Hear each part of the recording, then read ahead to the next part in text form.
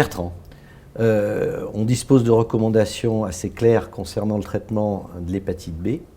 Est-ce que tu pourrais nous en dire plus actuellement sur des changements qui pourraient voir le jour dans l'avenir? En tout cas, un débat est lancé parce qu'il y a un consortium français d'hépatologie, un travail français, donc c'est intéressant parce que c'est chez nous. Les recos actuels sont effectivement de débuter un traitement en fonction de la phase de la maladie, en fonction du taux de transaminase et de l'histologie parfois.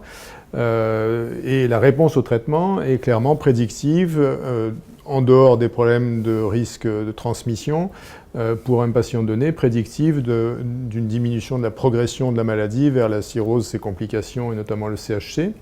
Et le but de ce travail était d'évaluer le rapport coût-efficacité de traiter tous les malades antigènes HBS positifs. Donc ça secoue un peu le cocotier. Avec charge virale détectable quand même. Avec charge virale détectable, on est d'accord.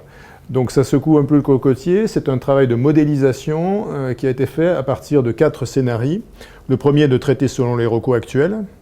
Le second de traiter toutes les hépatites. Alors sur cette diapositive, vous voyez les nouvelles dénominations des phases de la maladie virale B.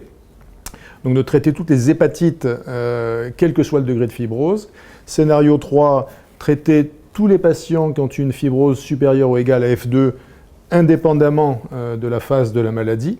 Et scénario 4, révolutionnaire, traiter tous les patients antigènes HBS positifs dès le diagnostic. Le résultat, c'est que ce scénario maximaliste est le plus coût efficace sur la durée, dans le temps, sur la vie. Il est bien sûr le plus cher, mais il est le plus coût efficace sur la durée, et notamment, il est plus coût efficace que de traiter uniquement les fibroses significatives, quel que soit le stade de la maladie. Donc c'est quand même un débat qui est lancé, parce que l'objectif étant de se dire on veut tendre vers une simplification des indications de traitement dans le contexte de l'hépatite B. Ouais, mais écoute, c'est très intéressant, on peut être un peu perplexe, notamment pour l'observance thérapeutique. Sur des populations souvent difficiles à traiter, souvent migrantes. Et évidemment, là on peut se poser des questions, comme d'une part l'observance, mais d'autre part aussi la tolérance. Elle est très bonne, on le sait, mais tout de même, il y a quelques cas de pathologie rénale, osseuse, tout à fait, rare, mais qui ont plus le jour. Et on a du mal avec ce scénario, comme tu le présentes, de considérer qu'un porteur inactif du virus B, asymptomatique, tire vraiment bénéfice d'un traitement pour le très peu nombre de patients qui réactivent leur virus B.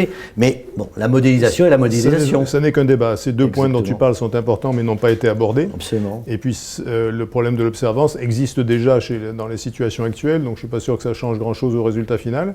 Mais c'est vrai que c'est une discussion longue, ce n'est pas une nouvelle recommandation, entendons-nous bien. C'est une réflexion. Merci beaucoup.